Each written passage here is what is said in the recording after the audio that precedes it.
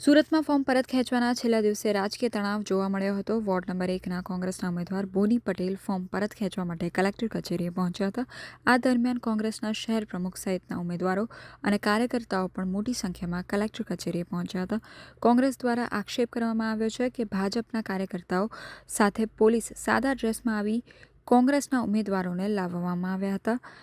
કોંગ્રેસ આ સમગ્ર ઘટનાને લોકશાહીની હત્યા ગણાવી છે। આ ઘટનાને લઈને કલેક્ટર કચેરી ખાતે ભારે ગૃહ માગણીનો માહોલ સર્જાયો હતો। કોંગ્રેસના નેતાઓ અને કાર્યકર્તાઓ મોટી સંખ્યામાં ત્યાં દોડી આવ્યા હતા અને વિરોધી નોંધાવી આક્ષેપો અને પ્રતિ આક્ષેપોની વચ્ચે સુરતનું રાજકારણ ગરમાવ્યું છે। હવે જોવાનું રહેશે કે ચૂંટણી પ્રક્રિયામાં આ ઘટનાનો શું પ્રભાવ પડે છે।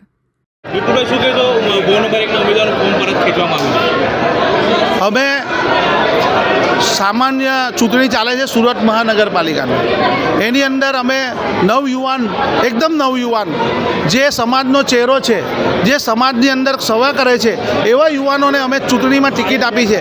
ત્યારે એનાથી ગભરાઈ આ શક્તિશાળી વિશ્વની મોટી પાર્ટી કહેવાતી ભારતીય જનતા પાર્ટી એક નાના અમથા યુવાનથી ડરી અને એના ઘરે મોટા મોટા નેતાઓ સમાજના લોકોને ધરાવી ધમકાવી અને એ છોકરાને અહીંયા ફોર્મ ખેંચવા બોલાવે છે। અને જે વાત છે કે આ એક સામાન્ય ચૂંટણી છે, યુવાનો માટેની, સમાજના સેવા માટેની એક નાની અમથી ચૂંટણી છે। એ ચૂંટણી લોકશાહીની ચૂંટણી છે।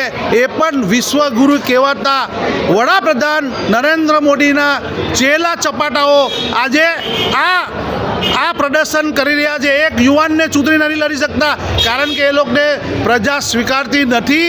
આ પેપરના વાઘ છે, ફાકા ફોજદારો છે, એ લોકોની શક્તિ નથી કે કોંગ્રેસને હરાવી શકે, યુવાનોને હરાવી શકે। ભાજપના નેતાઓ સંકળાયેલો હતો, સંપર્કમાં હતો, એવી પણ વાત એમના ઘરે ભાજપના નેતા 2 દિવસથી બેસે છે, તે છતાં એ યુવાન અમારા સંપર્કમાં હતો। અમારી સાથે તો છેલ્લા 2:30 વાગ્યા સુધી એ મારી સાથે વાત કરી છે અને ત્યાર પછી જ્યારે ખૂબ જ એમના નેતાઓ અને પોલીસ ફોર્સ બધા મળીને એ યુવાનને અહીંયાથી ઉચકીને લાવી કિડનેપ કરી અને એનું ફોર્મ ખેંચાયું છે। પોલીસ સાથે ઉપર ચૂંટણી ઘર્ષણ સર્જાયું। જ્યારે 3 વાગ્યાનો સમય હોય, કોઈ પણ રાજકીય પક્ષ અંદર જઈ શકે છે, પણ જ્યારે બોનીને અંદર લઈ ગઈ પોલીસ ને બીજેપીના કાર્યકર્તાઓ, તો કોંગ્રેસના એક પણ કાર્યકર્તાને અંદર જવા નહીં દીધા, અમને અમારા બીજા કામ માટે નહીં જવા દીધા અને આખી ચૂંટણી કમિશનરની ઓફિસને બંધક બનાવી દીધી, કિલ્લાબંધી કરી દીધી। હથિયાર સાથે પોલીસ, સાદા ડ્રેસના પોલીસોએ અમને અંદર નહીં જવા દીધા અને ચૂંટણી પંચને પણ મજાક બનાવી દીધું। આ ભારતીય જનતા પાર્ટીનો ખેલ છે।